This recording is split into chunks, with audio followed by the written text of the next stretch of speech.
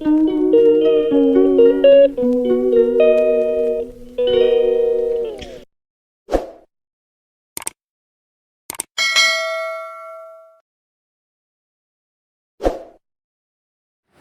Gas चलिए shake की तैयारी करते हैं। और शेक बनाने के लिए मैंने लिया है केला, दूध और खजूर। इससे बहुत अच्छा शेक बनने वाला है, क्योंकि मैंने इसमें थोड़ा सा मैंगो भी मिला दिया है। और फिर गाइस ये बना के देने के बाद मैं ऊपर चली आई थी और देखने वाली थी आज का मौसम कैसा है गाइस। तो आज का मौसम जो था वो थोड़ा सा बेहतर लग रहा था। वो क्यों, वो आपको आगे की व्लॉग में देख कर के पता चलेगा कि मैं ऐसा क्यों कह रही हूँ। तो इसको प्लीज़ व्लॉग में बने रहें और आगे तक देखें ज़रूर। बिल्कुल भी व्लॉग को स्किप ना करें, ये भूल के भी गलती ना करें गाइस, क्योंकि फिर आप लोग को पता कैसे चल पाएगा कि आज का क्या मौसम होने वाला है। और फिर मैं सोच रही थी आगे का कि क्या करा जाए, क्या बनाऊँ, क्या करूँ।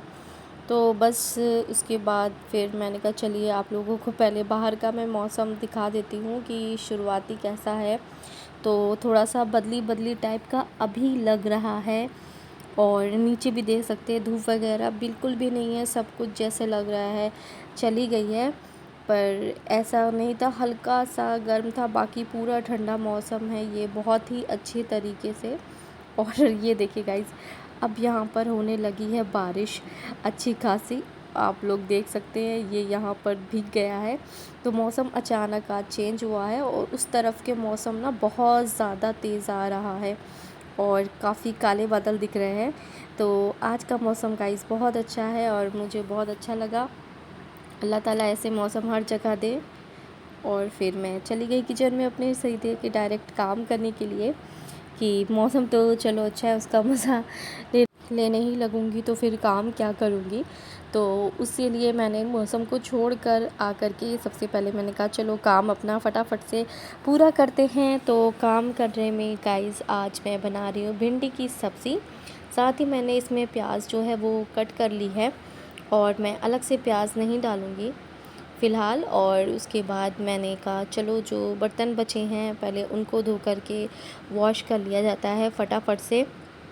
और फिर सब्जियों को मैंने थोड़ी देर के लिए छोड़ दिया है, क्योंकि काटने के बाद गाइस मैं इसलिए कर रही हूँ, भिंडी जो होती है वो काफ़ी लसीली टाइप की होती है। तो उसको जब भी काटें हमेशा काटने के बाद चाहे तो आप लोग ना हो तो फ्रिज में रख दें, और फ्रिज में ना रखना हो तो उसको खुले में रखें, ताकि थोड़ी सी हवा उसमें ज़रूर से ज़रूर लगे, लाज़मी लगे।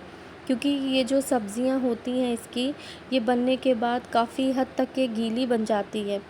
तो इसलिए इसको थोड़ा सा सही करने के लिए ज़्यादा लसी ना हो और ये अच्छी सी बने, इसलिए मैं थोड़ा सा इसको हवा लगा देती हूँ। और हवा नहीं लगता है तो फिर फ्रिज में रख देती हूँ। तो दोनों आइडिया वैसे बेस्ट है, अगर आप लोग चाहो तो इस आइडिया को अपना सकते हो और ट्राई ज़रूर करना गाइस। क्योंकि जब भी बनाए भिंडी तो ये चीज़ ज़रूर देखें, लोग इसमें वैसे तो खटाई डालते हैं और नींबू वगैरह भी डालते हैं ताकि ये अच्छे से हो जाए और ज़्यादा लसी ना रहे।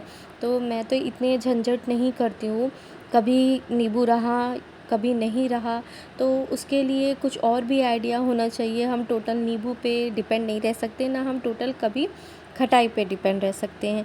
तो इसलिए मैं हमेशा ये करती हूँ कि इसको हवा में ही रखना बेस्ट समझती हूँ। और अगर आप लोग को मॉर्निंग में सब्ज़ी बनानी है तो बहुत अच्छा आइडिया है, तब भी आप लोग कट करके इसको फ्रिज में आसानी से रख सकते हैं और सुबह कट की हुई सब्ज़ी को आराम से यूज़ में ले सकते हैं। और गाइस बना के देखिए कभी, जो लसलसापन होता है वो बिल्कुल भी नहीं रहता है और सब्ज़ी बहुत अच्छे से बनती है। क्योंकि इस सब्ज़ी में सबसे ज़्यादा दिक्कत जो होती है वो इसी की लगती है कि बनने के बाद ज़्यादा लसी ना रह जाए। इसलिए मैं तो ये अब यही आइडिया अपना यूज़ करती हूँ। बाकी इसके अलावा आप लोग का कोई अगर आइडिया हो जो आप लोग यूज़ करते हो तो वो प्लीज़ मेरे कमेंट बॉक्स में ज़रूर शेयर करिएगा, क्योंकि और कोई अगर नया तरीका होगा तो मैं वो भी ट्राई करना चाहूँगी। क्योंकि मुझे अच्छा लगता है जब मैं कोई चीज़ नई नई ट्राई करती हूँ, मुझे नया नया चीज़ों का तरीका पता चलता है। तो उसमें क्या होता है गाइस कि हम लोगों के पास ना ऑप्शन आ जाते हैं कि चलो ठीक है, ये है फ़िलहाल इसको कर देते हैं। और अगर नहीं वो चीज़ अवेलेबल होती है तो इंसान दूसरी चीज़ को यूज़ कर लेता है। तो ज़्यादा चीज़ों के बारे में अगर पता है तो अच्छी बात है, उसमें कोई बुराई नहीं है। अगर पता है तो डिपेंड तो ख़ैर हम ही पे करता है कि हम करते क्या हैं। तो अगर आइडिया इसके साथ कुछ होगा तो वो ज़रूर मुझसे शेयर करिएगा, क्योंकि मैं भी फिर देखती हूँ कुछ नया कर के। तो गाइज़, अब बर्तन तो हो चुके थे, फिर बारी आई थी फ़ौरन रोटी डालने की। तो रोटी डालने के लिए सबसे पहले मैं जा रही थी आटा गूँधने के लिए। और आटा को गूँधने से पहले मैं इसको अच्छी तरीके से हल्के से मिडको करके रख देती हूँ। और रखने के बाद गाइस, इसको थोड़ी देर के बाद मैं गूँथती हूँ। तो ये जो आटा होता है ना, ये काफ़ी हद तक के ढल गया होता है। तो इसे आप लोग अच्छी तरीके से मुक्की मार दोगे और जो टाइम होता है गाइस, वो अच्छा खासा बच जाता है। क्योंकि ये कई बार ऐसा होता है कि आप लोग अगर उसको उसी वक्त आटा गूँधने लगते हो ना, तो टाइम मेरे ख़्याल से तो लगभग उतना लग ही जाएगा जितना आप लोग मिडको के रखोगे और फिर उसके बाद उसको गूँधोगे। और अगर नहीं मिडको के रखोगे तो फ़ौरन का फ़ौरन करोगे तो आपको जस्ट डबल मेहनत पड़नी है। इसलिए मैं तो ऐसा काम नहीं करती हूँ। मैं तो इसी तरीके से करती हूँ कि पहले गूँध के रख देती हूँ मिडको के, फिर थोड़ा से जब आटा ढल जाता है उसके बाद ही मैं फिर उसको गूँथती हूँ, क्योंकि इसे गूँधने में बहुत आसानी होती है और सब चीज़ अच्छे से हो जाता है। और रोटियाँ भी माशाल्लाह से हो जाती हैं जल्दी जल्दी। तो मेरा काम ये ख़त्म हो गया है, तो मैंने कहा चलो अब थोड़ा सा क्लीनिंग कर देते हैं। और काम जो है वो एकदम मेरा अब अल्हम्दुलिल्लाह से ख़त्म हो गया है। बस थोड़ा बहुत काम है जो ये मैं इसको क्लीन कर लूँगी अच्छी तरीके से, क्योंकि जब भी पकाएं और जो गिरा रहता है उसको जहाँ तक है कोशिश करना चाहें कि फ़ौरन का फ़ौरन साफ़ कर दे तो सही रहता है, साफ़ हो जाता है। क्योंकि कभी कभी ऐसा होता है ना, हम लोग के ध्यान से बातें होती हैं वो उतर जाती हैं, हमेशा याद नहीं रहती है। खैर, दिमाग है और हम सभी इंसान हैं तो गलतियाँ सबसे हो सकती हैं, उसमें कोई ऐसी बात नहीं है। और माशाल्लाह चाँद देख सकते हैं, कितना खूबसूरत चाँद लग रहा है। खैर चलिए गाइज़, अब मैं जो कपड़े मैंने वॉश किए थे तो उसकी बारी आ गई है। अब उसको मैं अच्छे से आयरन कर दूँगी, क्योंकि ये बहुत ही अच्छे तरीके से सूख गया है। और मैंने दुपट्टे को 2-3 फ़ोल्ड करके तब आयरन कर रही हूँ। इससे ये होगा कि मेरा जो दुपट्टा है वो जलेगा नहीं और अच्छे से प्रेस हो जाएगा। तो बाकी कपड़े मैंने सारे आयरन कर दिए हैं। तो गाइज़, अब नेक्स्ट डे मॉर्निंग हो गई थी, तो मॉर्निंग में उठ कर के मैंने कहा चलो भाई, सबसे पहले मैं अपनी ये जो बेडशीट है इसको अच्छी तरीके से समेट के फटाक से रख देती हूँ, क्योंकि ये मुझे फैला अच्छा नहीं लग रहा था। इसलिए मैंने कहा इसको सबसे पहले मैं हटा दूँगी, क्योंकि मुझे जो चीज़ें नहीं अच्छी लगती हैं ना गाइज़, उसको मैं सबसे पहले ही हटाना चाहती हूँ कि वो सबसे पहले मेरी नज़रों से हट जाए फटाफट से, क्योंकि मुझे बाकी चीज़ें सिमटी सिमटी लगे। तो सिमटी सिमटी लगने के चक्कर में मैं फटाक से उन चीज़ों को सबसे पहले हटा देती हूँ जिन चीज़ों से मुझे काफ़ी फैला फैला लगता है। और जब तक कि मैं रख नहीं देती हूँ तब तक के समेट के, तब तक कि मुझे सच में सुकून नहीं मिलता है। तो इसलिए मैं सबसे पहले यही काम करती हूँ। तो चलिए चलते हैं नेक्स्ट डे का मौसम देखते हैं गाइस। तो आज का मौसम माशाल्लाह से काफ़ी अच्छा लग रहा है, धूप शूप है और अच्छी तरीके से निकली हुई है। बस हल्के हल्के से बादल हैं जो नज़र आ रहे हैं। खैर, कल अगर बारिश हुई थी तो आज इतना चलता है बिल्कुल कि इतने इस तरीके से मौसम होना चाहिए। खैर, ये मौसम भी बहुत ही अच्छा लग रहा है। तो अब चलते हैं किचन में। तो किचन में मैं आज बना रही हूँ तुरई की सब्ज़ी। और आप लोग की तरफ इसको क्या बोलते हैं ये मेरे कमेंट बॉक्स में ज़रूर बताइएगा, क्योंकि मैंने सुना है हर जगह इसको अलग अलग नाम से बोला जाता है। तो मुझे बड़ा मज़ा आता है और अच्छा भी लगता है ये जानते हुए कि किस शहर में इसको किस नाम से बुलाते हैं। तो फ़िलहाल तो मैं इसको तरोई बोलती हूँ। और तरोई जो होती है वो काफ़ी अच्छी होती है। मैं पहले नहीं खाती थी, आप लोग को बता देती हूँ, लेकिन फिर बाद में जब मैंने अपने से बनाना शुरू किया और इसको अपने तरीके से थोड़ा चेंज करके बनाया, तब से मैं ये सब्ज़ी खाने लगी। वरना सच में गाइज़, मैं ये सब्ज़ी चखती भी नहीं थी। क्योंकि मुझे सब्ज़ियाँ भी बहुत कम ही पसंद थी। जिस हिसाब से मैं नॉनवेज बिल्कुल भी नहीं खाती थी, उस हिसाब से मैं वेज में भी बहुत कम ही चीज़ें ऐसी होती थी जिनको मैं समझ लीजिए गिन गिन कर खाती थी। ज़्यादातर अगर कभी खाती थी मैं तो आलू वगैरह की सब्ज़ियाँ ज़्यादा खाती थी, बाकी ये सब चीज़ें नहीं। तो गाइस ये इसके लिए मैंने ये सारी इतनी जो भी हैं प्याज़ें काटी हैं, और साथ ही मैंने जावित्री जो है वो बहुत ही ज़रा सी लेके बहुत ही फोड़ फोड़ के मिक्स कर दी है, क्योंकि जब मैं हल्का सा इसमें मिक्स कर दूँगी तो ये अच्छी तरीके से हो जाएगा और मुंह में नहीं आएगा। तो मुझे ये चीज़ अच्छा लगता है। और जायफ़ल अभी मुझे मिला नहीं था, वरना वो भी मैं बिल्कुल ज़रा सा बहुत ही बिल्कुल बारीक सा नोक, चम्मच की नोक के बराबर कहते हैं, तो वो पाउडर मैं उसका बना करके ऊपर से प्याज में वो भी मैं अभी के अभी मिक्स कर देती, क्योंकि ये इसका जो खुशबू आती है गाइस, और जो सब्ज़ी की स्मेल रहती है सच में वो बिल्कुल उसको हटा देती है।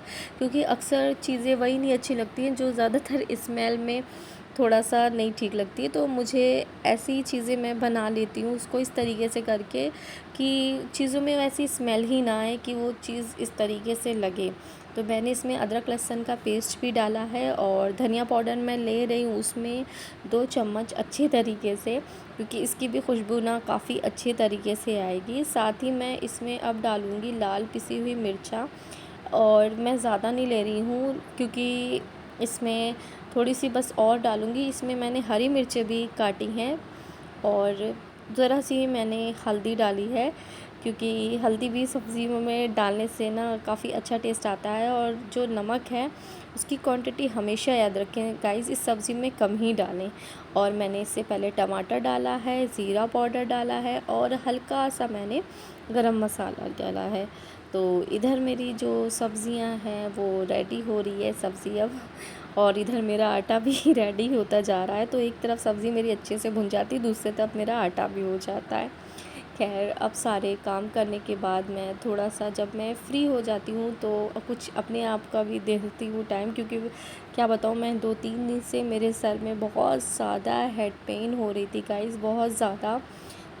मैं जब भी अपने हेड वॉश करती हूँ तो मेरा जो रूल है बालों के अकॉर्डिंग, वो मैं फ़ौरन का फ़ौरन ऑयलिंग नहीं करती हूँ, क्योंकि मैंने अपने बालों का एक रूटीन बना कर रखा है। आप लोग अगर कहेंगे तो मैं अपना रूटीन आप लोगों से शेयर करूँगी, क्योंकि मैं इस तरीके से अपने बालों को नहीं रखती हूँ।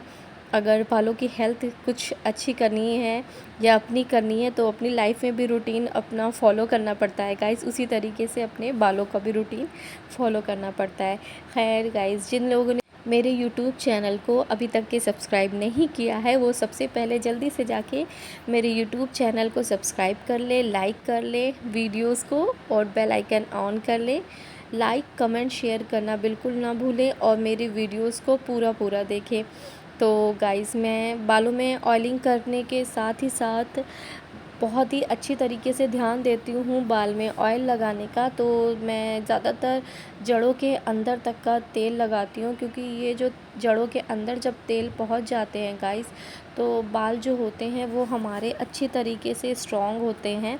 और ऊपर ही ऊपर से तो होंगे नहीं, तो जब भी तेल लगाएं तो थोड़ा ध्यान दें कि जो ऑयल है वो बालों के अंदर होना चाहिए, और सर को थोड़ा सा मसाज देनी चाहिए जिस तरीके से मैं दे रही हूँ। जो तेल लगाया आप लोगों ने बालों में उसको एब्ज़ॉर्ब करना भी बहुत ज़रूरी है गाइस। अगर आप लोग उसको अच्छे से एब्ज़ॉर्ब नहीं करेंगे तब तक कि वो आपके बालों के अंदर तक तो पहुँच ही नहीं सकता है। इसलिए उसको बालों के अंदर तक पहुँचाने के लिए आप उसको जितनी अच्छे से हो सके उतनी अच्छी मसाज दें, क्योंकि जब आप लोग अच्छे से उसकी टेक केयर करेंगे तभी वो चीज़ें अच्छे से डेवलपमेंट होगी। तो बालों को अच्छे से डेवलपमेंट करना तो खैर बहुत ज़रूरी है, क्योंकि बाल काफ़ी कीमती होते हैं, और मैं ये चीज़ हमेशा ध्यान देती हूँ। अल्लाह ताला बस सबके बालों को सही सलामत रखें, क्योंकि बहुत ही मुश्किल से ये बड़े होते हैं और बहुत ही ध्यान देना पड़ता है। खैर इसके पीछे काफ़ी मेहनत होती है, इस तरीके से कोई भी चीज़ नहीं आसान होती। और मैं इसी के साथ अपने ब्लॉग को एंड करती हूँ। मिलती हूँ आपसे नेक्स्ट ब्लॉग में, तब तक कि अपना ख्याल रखें।